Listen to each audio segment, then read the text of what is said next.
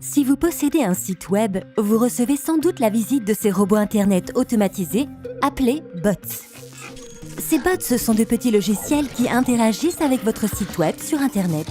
Ils accomplissent une multitude de tâches, certaines bénéfiques ou nuisibles, mais plus souvent sans effet particulier. La plupart des gens envisagent la question des bots selon l'impact, positif comme négatif, qu'ils exercent dans le cadre de leurs propres fonctions et responsabilités. La plupart des gens prennent donc seulement en considération le volume de trafic des bots qui accèdent à leur site. Cependant, l'impact des bots sur une entreprise est loin de se réduire au trafic important qu'ils génèrent. Les bots n'affectent personne de la même façon. Si vous réfléchissez à une solution au problème des bots dans votre entreprise, vous devez identifier vos partenaires ou les autres acteurs susceptibles d'être également touchés afin de résoudre le problème pour tout le monde. Cette tâche peut paraître intimidante, mais elle est en fait très simple. Le tout est de réfléchir aux personnes en lien avec votre site web. Les entreprises sont généralement plusieurs équipes chargées de gérer leur site web ou de contribuer à différents de ces aspects, notamment les opérations informatiques, l'e-commerce, le marketing et la sécurité. Toutes ces équipes sont affectées différemment par les bots. Votre équipe responsable des opérations informatiques est chargée d'optimiser les performances des applications et de minimiser les coûts informatiques. Or, un volume important de trafic des bots peut nuire aux performances et accroître les coûts. C'est souvent au sein de votre équipe web que ces impacts informatiques commencent à engendrer des impacts commerciaux. De mauvaises performances web ralentissent l'expérience utilisateur et réduisent l'engagement des clients et les ventes. Mais les impacts commerciaux ne sont pas le seul fait des performances.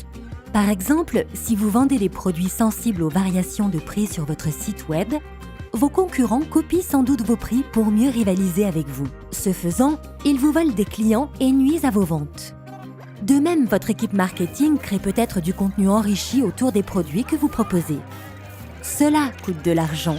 Et quand des concurrents copient votre contenu et s'en servent pour vendre les mêmes produits face à vous, ils ne font pas qu'affaiblir votre avantage concurrentiel, voler vos clients et réduire vos ventes. Ils ruinent l'investissement que votre entreprise a créé au départ pour créer ce contenu. L'équipe marketing peut également être chargée d'analyser le comportement des utilisateurs afin d'optimiser l'efficacité de votre site web. Mais lorsque 25 à 50% de votre trafic provient de bots automatisés, cela pollue vos données et réduit la qualité de l'analyse, ce qui a pour effet de restreindre votre capacité d'optimisation du site.